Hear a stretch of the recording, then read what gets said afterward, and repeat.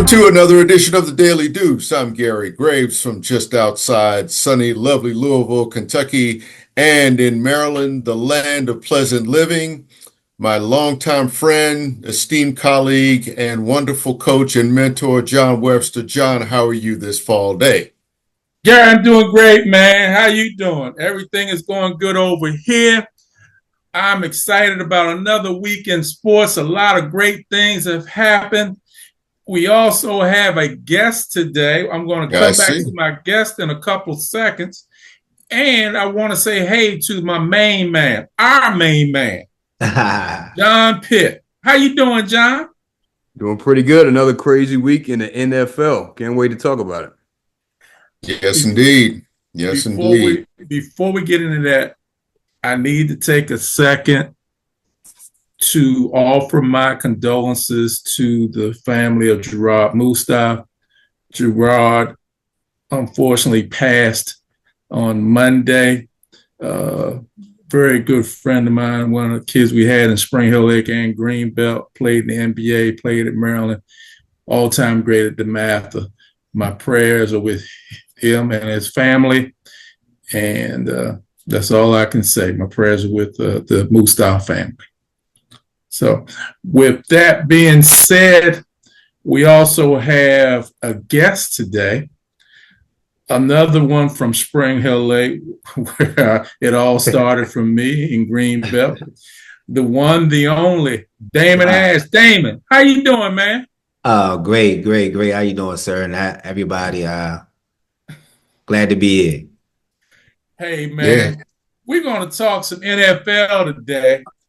And for some reason, I found out, I heard, maybe you told me, you happen to be in an exciting game on this past Sunday. One that involved the Washington Commanders. Here we go.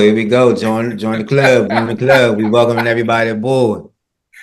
Well, Washington, for those that don't know, Washington defeated the Chicago Bears on a last play of the game, walk-off, touchdown. Right.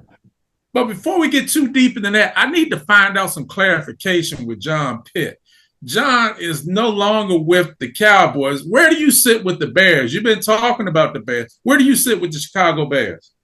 Yeah, I was leaning towards them, but, being a Cowboy fan, you demand excellence from the team that you follow. I'm just not seeing that from the quarterback or that team yet. So all I can say, Gary, is okay. That's all I can say is okay. And I understand because I know many Bears fans. I'm close to one, and it's I'm not going to say it's an acquired taste, but it's one where you have to really temper your expectations, even though things are going good here. So I think John Pitt is correct in tempering his enthusiasm for whatever bandwagon he's going to get onto, because they're like, what is it, like Metro buses, man. There's one coming every 5 minutes. So Damon, take your time, bro. Damon, what was it like out there, man? What was it like? I mean, the whole game, everybody was excited. The matchup, hometown kid coming back home.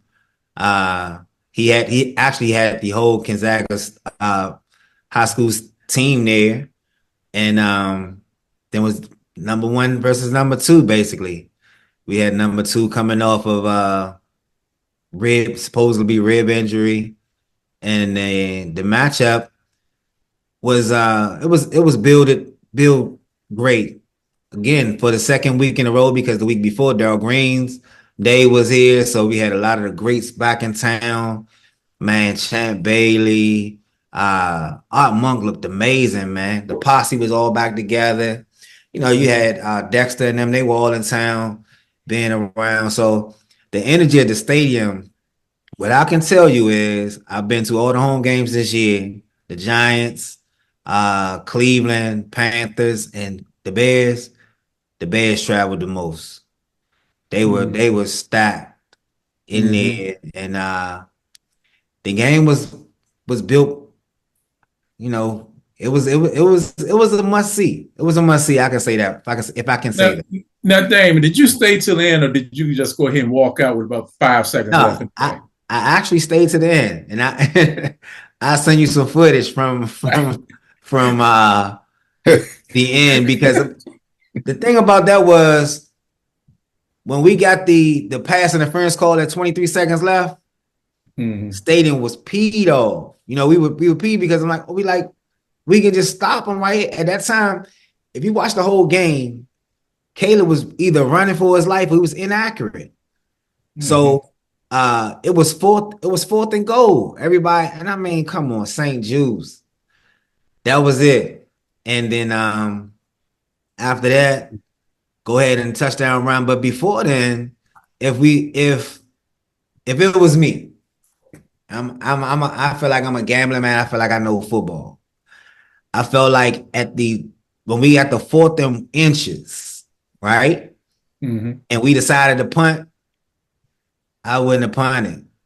I would take JD out, play Mariota, and just quarterback sneak it. All you got to do is put the ball over the center. First down, move the chains, clock keep going. They already behind. We just get another first down, game over with, which I fairly thought we could do. But we kept motioning a running back out to play 5 wide instead of playing 3-by-1 in the shotgun.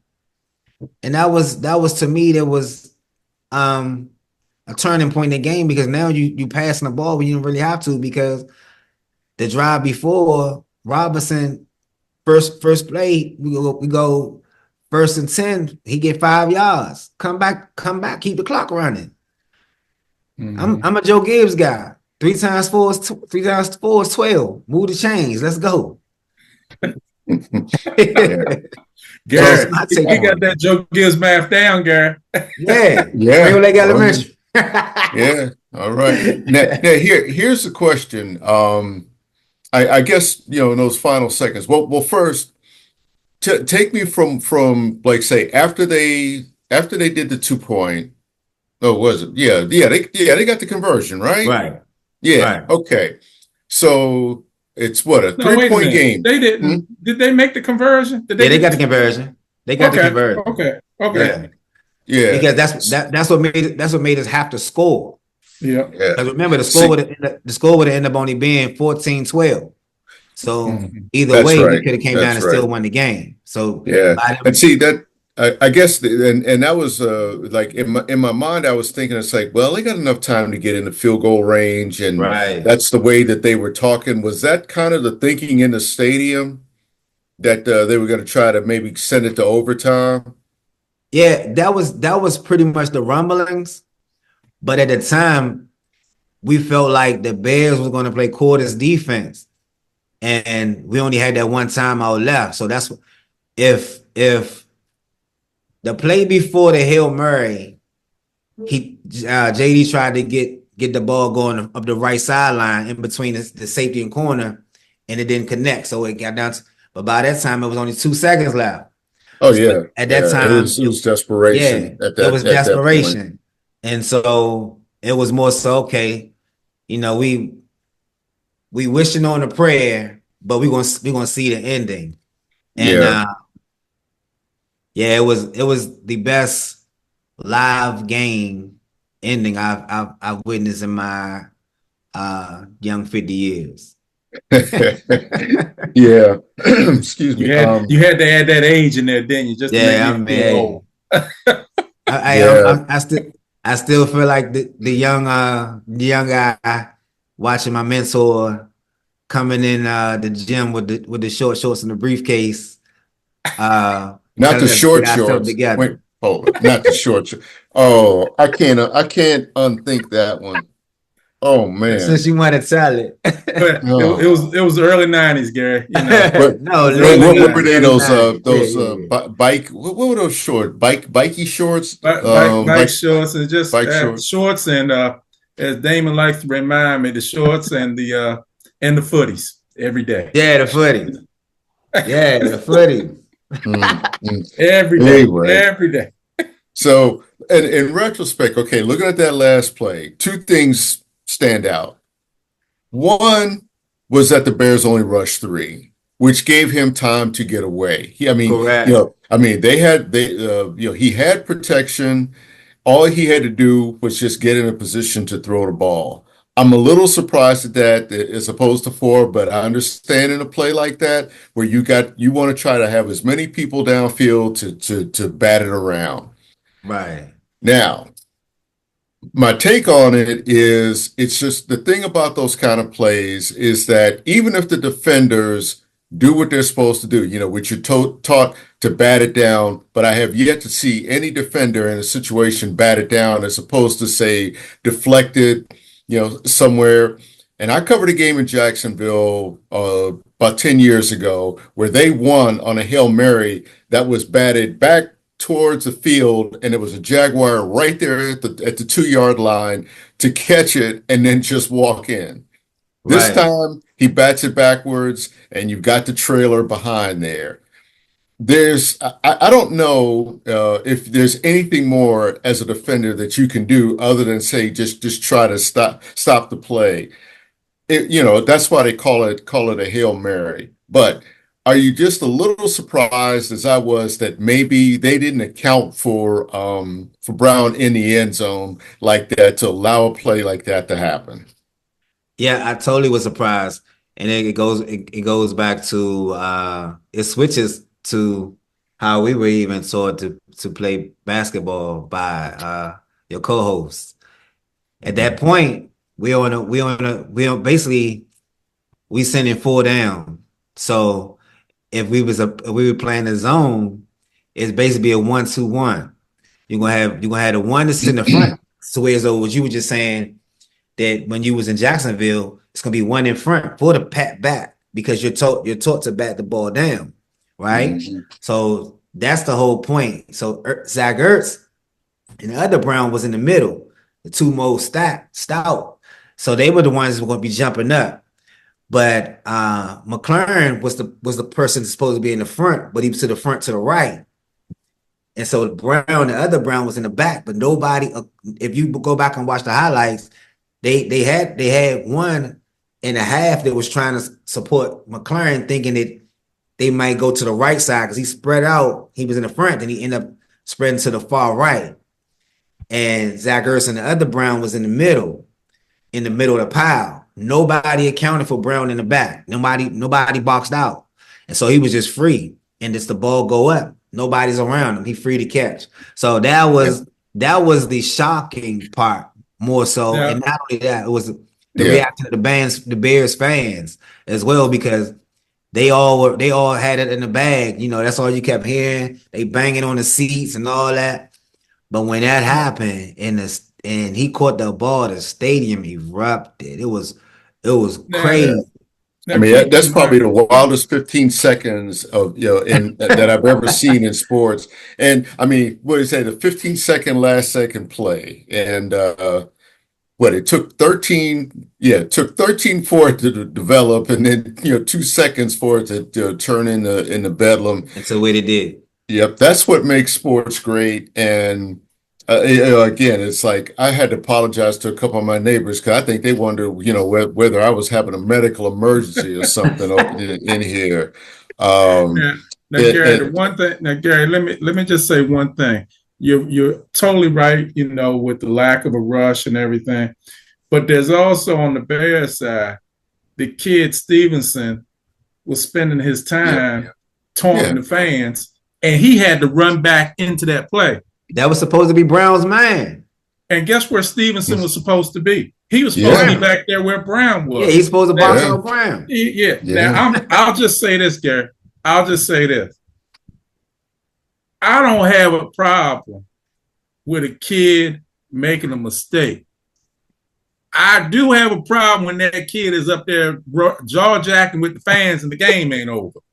Yeah. I'm going to put my arm around him. At the end of the game, we're going to walk off the game. I'm going to tell him, it's okay. But when we get, you can't do that, man. Yeah. Well, when, and it's a cultural and a generational problem, because for old school guys like us, we were taught play to the last second, worry about the fans, worry about all that stuff afterward. But play to the whistle, play to the end. And he's over there jawing with fans. And it was a miracle he got over there in time to even be in the middle of that play. In fact, from one of the angles I saw, I thought it might have been him that tipped the ball backwards. They said it was Zach Ertz. It was him.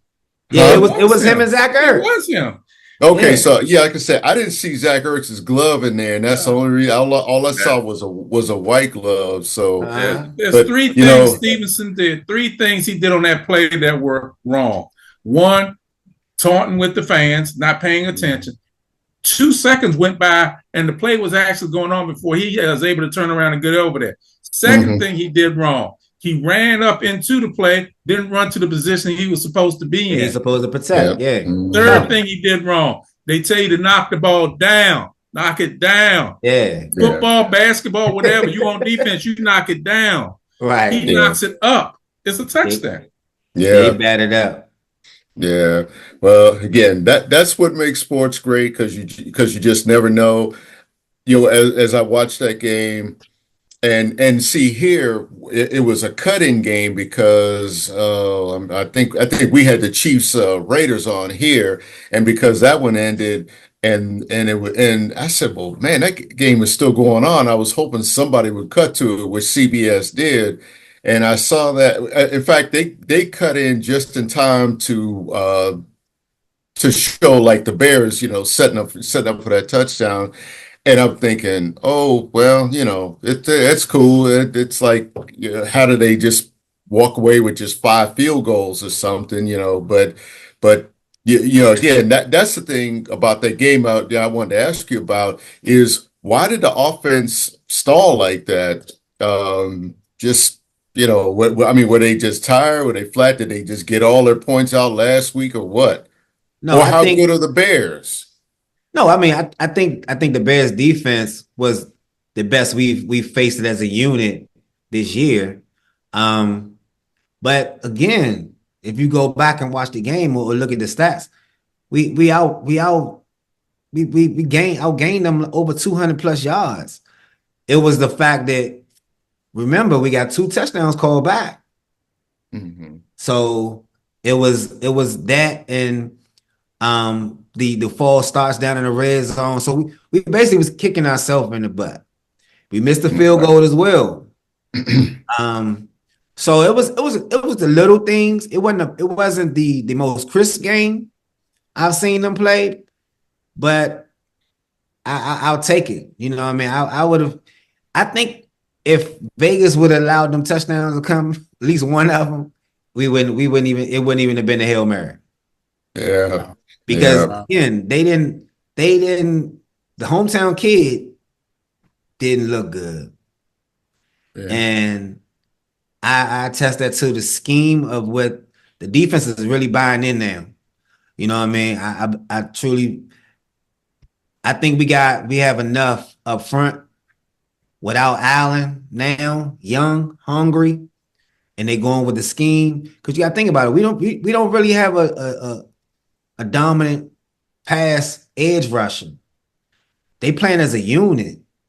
And you got Fuller. Fuller have been with pretty much with Fowler been with like 3-4 teams in his career.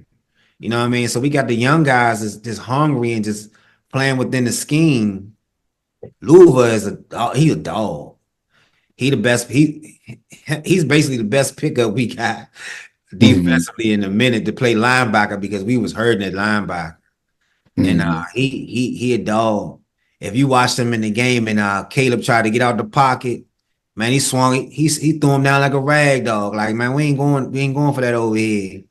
So I think it was more so that, and like the play call. Like I said, the defense of the Bears was top 5 coming into the game. I want to say top 3, but we were moving the ball up and down the field, especially like our first 4 or 5 drive. We was in the red zone like 4 times.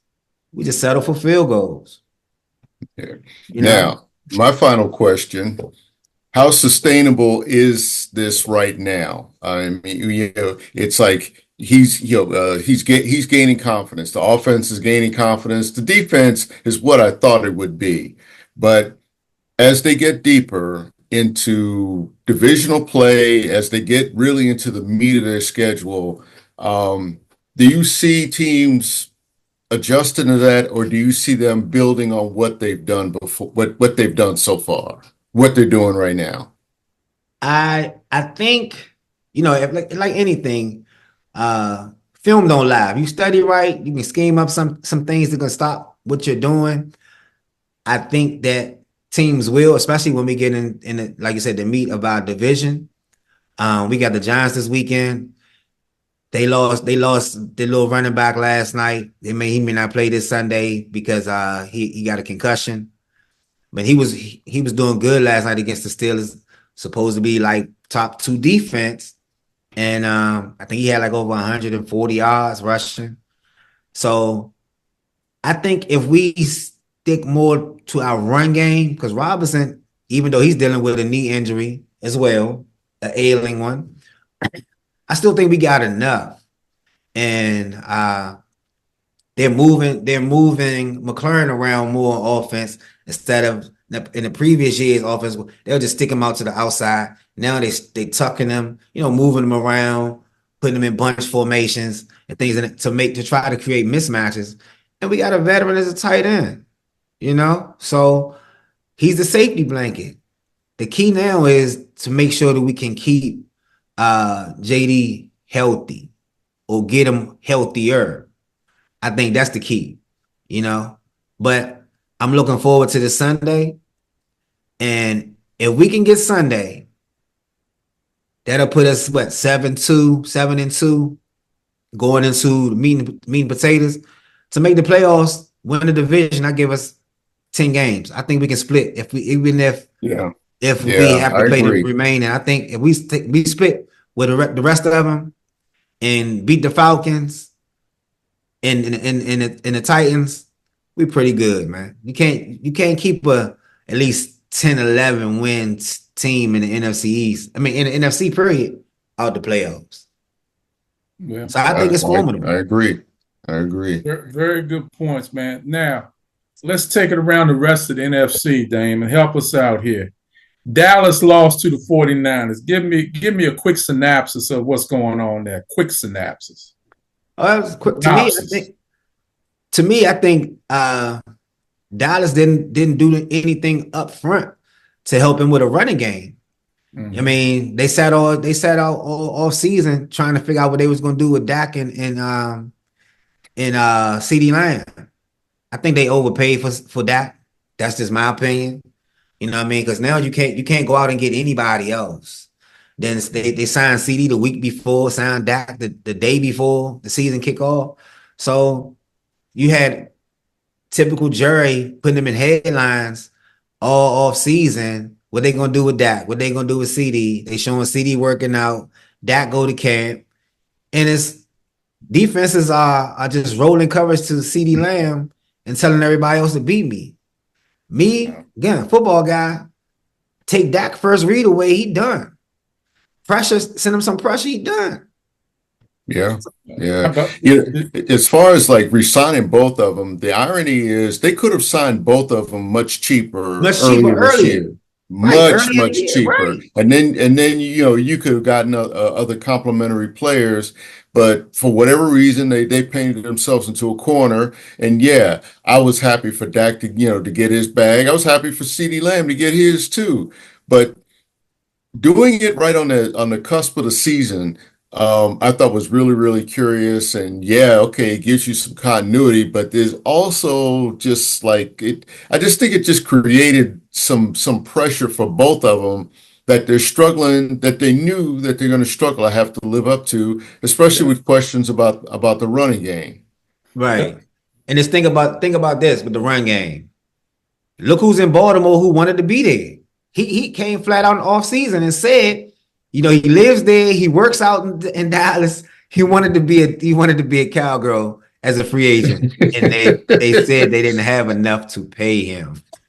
Yeah, when it comes to Derek, man, I'm just like, how in the world? How did he become expendable in Tennessee? I'll never understand that. I'm sure he's happy he's expendable now. now, For how now Yeah, the outcome of that. let's roll real quick. Good points. Let's roll on to the Giants. What's going on? They lost to the Steelers on Monday night. What's going on with them? They another terrible decision. Hard Knocks showed it. You know, they paid the wrong guy. They could have franchise tagged him, resign Barkley, and still build. Nah, they wanted to pay the quarterback. Said, Dak was going to. I mean, that Barkley was going to be there. Then it all played out on TV. Barkley. I mean, it was the GM, and it was funny. Like when we watched the game 2 weeks ago when Philly went up there, and he went like 17 for like 170 yards, and he literally didn't want to run out of bounds on that first run on the right sideline. Mm-hmm. He literally just wanted to run the defender over to me to serve purpose. Like I could have been here. You know what I mean? Yeah. And I think that's their issue. But I was up until last night. I hope he gets better. But he was balling out. Tracy was balling out last night against the Steelers. And now, what about your Eagles? Not your Eagles, but what about the Eagles? yeah. I can jump in on that one when he's done. yeah, I think the Eagles have all the pieces. I just don't think that the coach and the quarterback are on the same page. And I think it's trickling down to the locker room now. You know what I mean? When you have the coach out there fussing and cussing with the fans, that's crazy. Yeah. Yeah. You know, so that's just my take on that. And Hurts is another quarterback in our division that if you take his first read away, Brown, he takes he gotta, he inaccurate. You know what I'm saying? So I think Smith's best days are when Brown is there. But if they roll in coverage to Brown, he better hurry up and get to Smith because he ain't no dink and dump type of guy. And the tight end not having a year like, typical his first 2 years. So again, it goes back to what you were saying earlier. Film don't lie. So you start scheming to take away certain things, and I think if we can scheme up enough, we'll get one of those games, and that'll be a split in the division. But I think we get this weekend's game against the Giants. The division can pretty much be in our hands. It's up to us to lose it. What you got, Gary? Yeah, I mean, that was one of the games on here since it was just up the road in Cincinnati, and and I agree with them. It's my biggest complaint about the Eagles from the beginning is that if you pick up a guy like Saquon Barkley, you got to use him, and for all the talk that running backs were obsolete, were no longer a part of the game. You look at Henry in Baltimore, you look at Saquon Barkley with the Eagles and what he does, what both of them do in a dimension that they provide and taking some of the pressure off the quarterback. Right. Jalen Hurts' problem, at least in that game, when they were kind of playing even with the Bengals, trail for a little bit, but then when they realized they can move the ball, good things happened. And I remember saying to one of my boys that I was tweeting with, I said, man, running the ball. Imagine that. Imagine, who would have thought you could win a game and pound away at a team? And Cincinnati's got a good defense, but they kept pounding, and that even opened up something for Hurts. Not just to throw, but to run when he had to. Hurts' problem is that he still thinks the offense runs through him. Yeah. I think he feels like he's got to make plays happen, much like Lamar feels like he's got to make plays happen. But when you got a guy you can hand it off to, and as you said about once you take his first option away, well now if you if you run the ball, if you throw the ball to Barkley coming out of the backfield, you know, that's just another option that takes pressure off of him, keeps him upright, moves the chains, and it's as simple as that. Because Barkley can do so much, and he seemed to get better the more carries he was getting in succession. I don't know if he's like a 25 to 30 carry guy at any point, because I don't think that's the way the game is now. But Damn right. I think if you can run a guy for like 4 or 5 of 7 plays or something, I think that's what they want. They want to get revved up, come back in for the next series and say, hey, I'm good for 4 or 5. And like you said, Joe Gibbs, 3 times 4 is 12, and you're moving the chains. Yeah, and I'm gonna tell you what, it's a team that people really don't have an eye on, that has a two-headed monster that thinks like that, but that's the coach, that's the mentality of their coach, and that's Detroit. If you pay attention to Gibbs and Montgomery, they pound the ball, they pound, and then they get you outside with the play action pass. You know what I mean? Because they're tight end now. They're tight end pretty much isn't even back yet. So they're basically playing with their second string tight end. Hutchinson isn't even back yet. So, and they just pound you with Montgomery and Gibbs. Gibbs is the scat guy, and I think, I'm not sure if Maxwell is still in Philly with Barkley, but Barkley's carries, again, it was proven. They ran the ball 40 times, I think it was like between 40 to 45 times against the Giants. Once they do that, the offense is just better. They don't have the best defense, but they have pieces. Their secondary is terrible too. You know what I mean? But up front, they pretty darn decent. Hey man, the time is gone again, guys. Where does it go, Gary? Where does this time go? Man, I'm telling you, we didn't have time to talk about the World Series, except for by the time we talk next week, the Dodgers might be hoisting a trophy and having a parade in Hollywood. Well, we can talk about how the Yankees lost again. Oh, I feel so bad for the Yankees. But anyway. Hey, something else, guy. Hey, take us home, Gary, and I'll come back and get some final comments. Go ahead, take us home. All right, let's see. By the time we talk again, college basketball will be starting up. The NBA, of course, has already started. We'll be talking about it in earnest, and we'll be talking about the first college football playoff rankings coming out. Oregon's #1, but it's a 12-team playoff, so who knows who's going to be in that initial ranking. So I can't wait to talk about that. Of course, out here in SEC country, that's kind of near and dear to my heart. So I can't wait to talk about that. So John, you close us out, man. Watch some sports, folks. Come back. More importantly, come back and watch us, because we love talking about it. We love talking, but we love talking sports. And Damon, thank you so much for all your insight on all things Washington and otherwise.